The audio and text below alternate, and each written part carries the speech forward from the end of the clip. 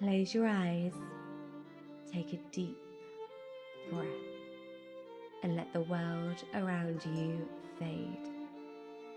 Together, we will journey to a realm where myths come alive and mysteries whisper their secrets. This is your moment to pause, to wonder, and to escape.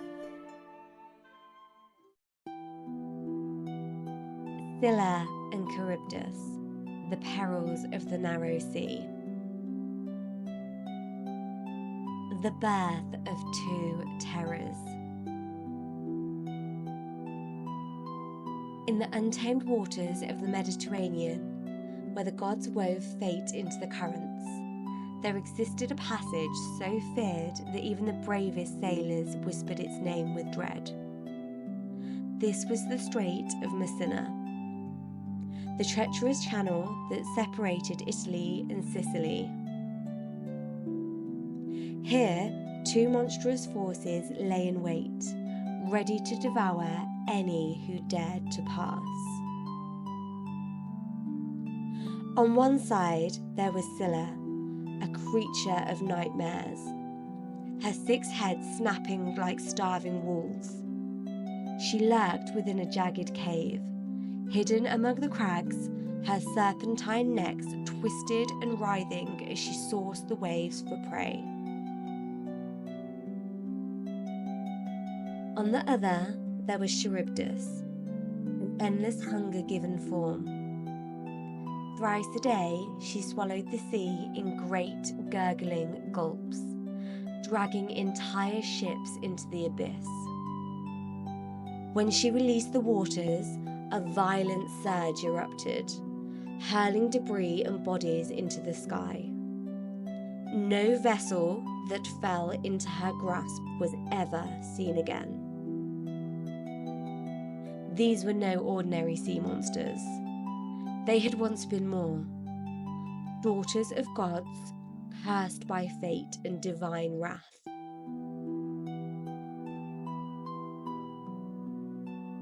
Scylla's curse, the monster of the rocks. Long before she came a terror of the seas, Scylla had been a nymph of breathtaking beauty. She spent her days playing along the shores of Sicily, her laughter carried on the wind, her hair kissed by the golden sun. She had no interest in gods or love, only the joy of the waves lapping at her feet. But her beauty did not go unnoticed.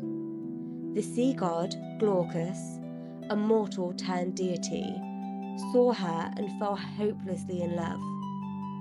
He called to her from the depths, his form half man, half fish, his voice trembling with devotion. Yet, when he emerged from the water, Scylla recoiled in disgust.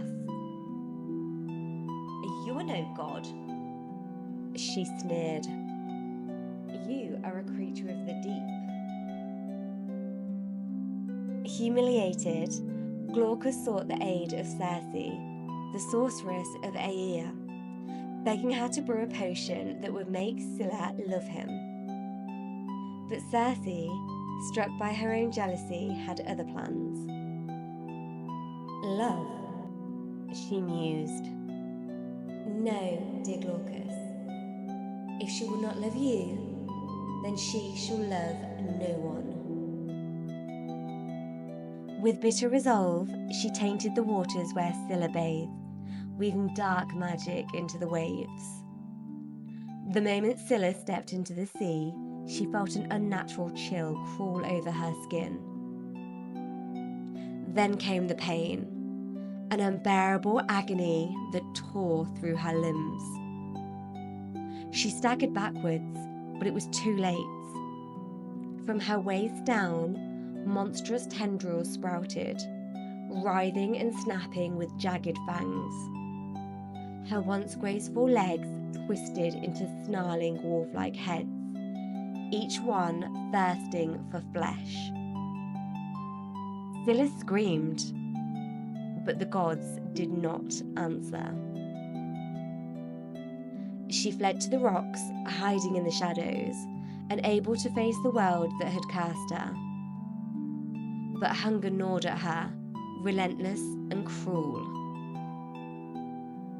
And so, she became the predator, lashing out at any ship that sailed too close, dragging men into the depths, her monstrous mouths consuming them whole. She had not chosen this fate, but it had chosen her.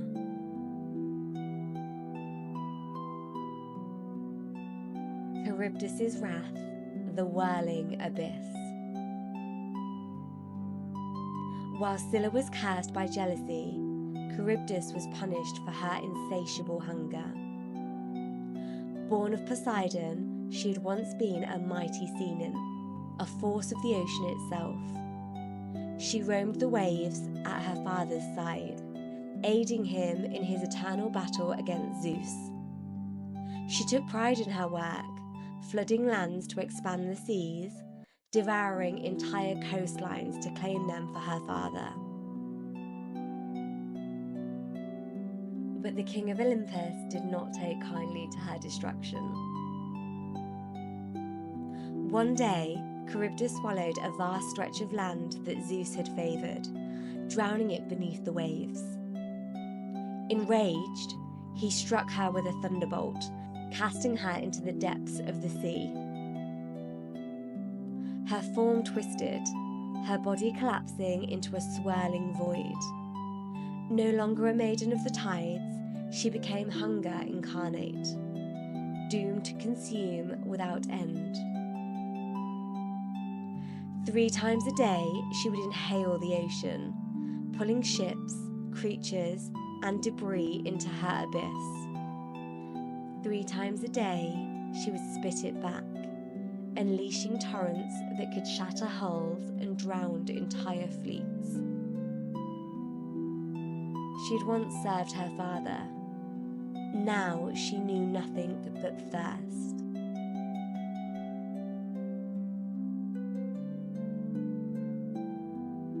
Odysseus and the Passage of Doom. Many had tried to sail the strait. Few had survived. But one man, guided by prophecy, dared to face the twin terrors. Odysseus, the cunning hero of Ithaca, had braved many trials on his journey home from Troy. He had blinded the Cyclops, resisted the Sirens, and defied the sorcery of Circe. But now he faced a cruel choice, one that no wit or weapon could undo. Circe herself had warned him. To pass Charybdis is to tempt destruction. She will consume your entire ship, and all within it shall perish. To pass Scylla, however, will cost you 6 men, 1 for each of her heads. It was a choice between complete annihilation and sacrifice. With a heavy heart, Odysseus chose Scylla. As his ship neared the strait, he commanded his men to row with all their might, keeping their eyes fixed ahead. They dared not look at the cunning waters where Charybdis waited, her mouth yawning wide like a gateway into the underworld. For a moment, it seemed as if they might escape unscathed. Then, from the shadows of the cliffs, Scylla struck. 6 monstrous heads lunged from the rocks, their fangs snapping, their eyes gleaming with hunger. Before the crew could react, she seized 6 men, dragging them into the air, their screams swallowed by the wind. Odysseus could do nothing but watch. His hands clenched the ship's wheel, his knuckles white, his heart hammering with grief. But he did not stop. With a final push, the ship escaped the strait, battered but intact.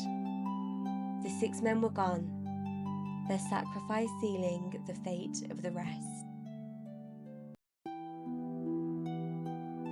The eternal choice, Scylla or Charybdis. Scylla and Charybdis have never been defeated. They remain in the strait, waiting, their hunger eternal. But their tale is not just one of monsters, it's a story of choices. Like Odysseus, we all face moments where no option is without cost. To stand still is to risk destruction, but to move forward is to sacrifice something along the way. Scylla or Charybdis, the lesser of the two evils, is still an evil, but survival demands we choose. And so, the passage remains a warning, a lesson, a reminder that even the strongest must sometimes pay the price to reach their journey's end.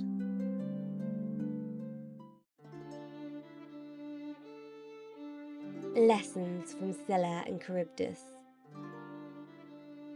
The tale of Scylla and Charybdis teaches us that life often presents us with impossible choices, decisions where no option is without risk.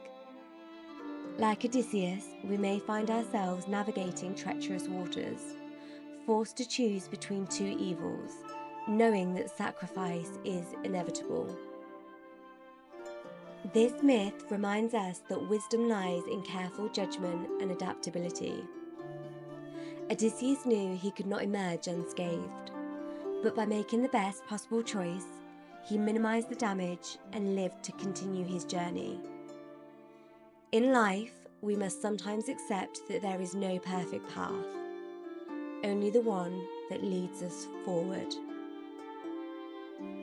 It also speaks to the unpredictability of fate. No matter how skilled or prepared we are, the world is full of unseen dangers, forces beyond our control. But just as Odysseus pressed on despite his losses, so must we. Courage, resilience, and the ability to keep moving forward are the keys to survival, even when the odds seem stacked against us. Finally, the legend of Scylla and Charybdis warns us about the dangers of underestimating what we cannot see. Scylla hid in the shadows, waiting to strike, while Charybdis was the ever-present, lurking force of destruction. Whether in mythology or reality, some dangers are obvious, while others remain hidden. Both must be respected. In the end, we are all sailors on uncertain seas. The best we can do is navigate wisely, accept the losses we cannot prevent, and never let fear keep us from our journey.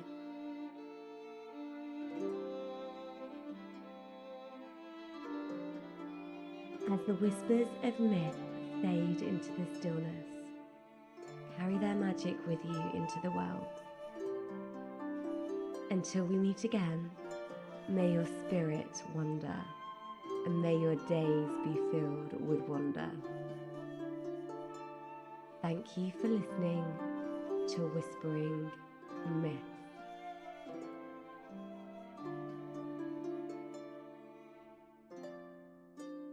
If you enjoyed this story and want to hear more, be sure to subscribe to Whispering Myth.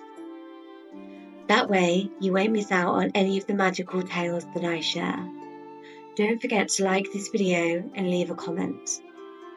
Thank you for listening, and until we meet again, may the whispers of myth guide your dreams.